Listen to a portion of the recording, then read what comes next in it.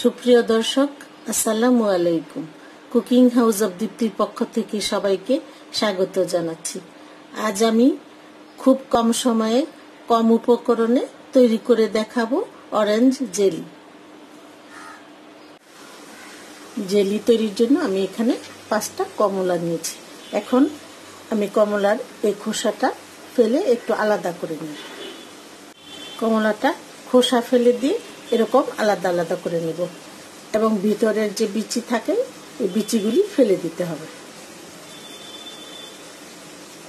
এরকম ফেলে দিতে হবে। এখন আমি এই কমলাগুলি দিয়ে গ্রাইন্ডারে জুস করে নেব। জুসটা আমি তৈরি করে নিয়েছি। এখন এই জুসটা একটু ছেঁকে নিতে হবে। জুসটা আমি ছেঁকে নিচ্ছি।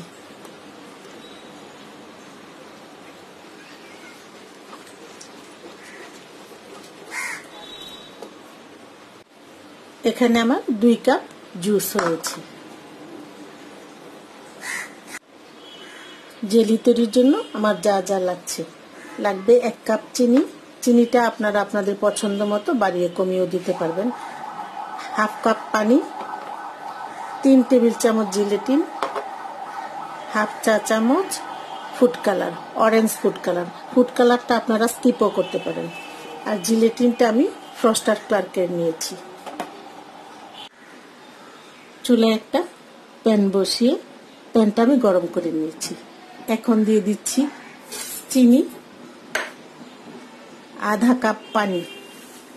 এখন চিনি আর পানিটাকে কতক্ষণ জাল করে নেব, 5-6 মিনিট জাল করে নিলেই হবে।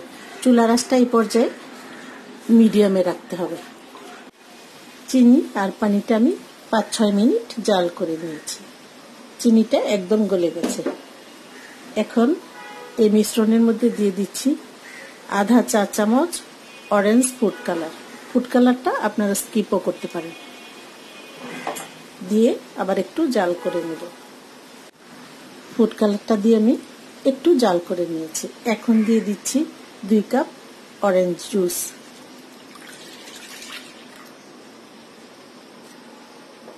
দিয়ে আবার কতক্ষণ একটু জাল করে নেব। জুসটা দিয়ে আমি কতক্ষণ জাল করে নিয়েছি। এখন দিয়ে দিব জিলেটিন। আমি এখানে 3 টেবিল চামচ জিলেটিন নিয়েছি, দিয়ে দিচ্ছি।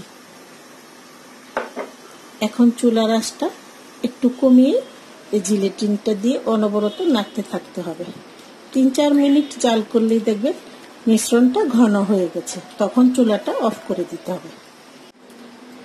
অনবরত নাড়তে থাকতে হবে। নাড়া বন্ধ করলে নিচে লেগে যাবে। আমি জিলেটিনটা দিয়ে আরো 5-6 মিনিট জাল করে নিয়েছি। জেলিটা তৈরি হয়ে গেছে। এখন আমি চুলা থেকে নামিয়ে একটু ঠান্ডা করে নেব। জেলিটা আমি চুলা থেকে নামিয়ে একটু ঠান্ডা করে তারপরে একটা কাচের মগে নিয়েছি। আমি এখানে একটা কাচের বয়াম নিয়েছি।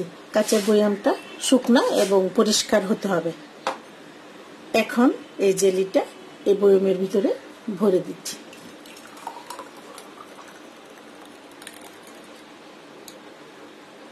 আমার 1 বয়াম হয়েছে।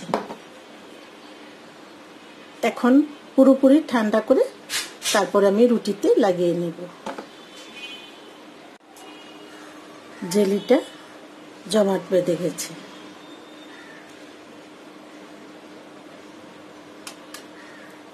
কতক্ষণ ঠান্ডা হওয়ার পরেই দেখবেন জমাট বেঁধে যাবে।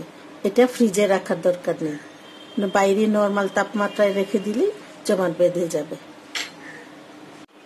কম সময়ে কম উপকরণে তৈরি হয়ে গেছে আমার অরেঞ্জ জেলি। আশা করব আমার এই জেলি রেসিপিটি আপনাদের খুবই ভালো লাগবে।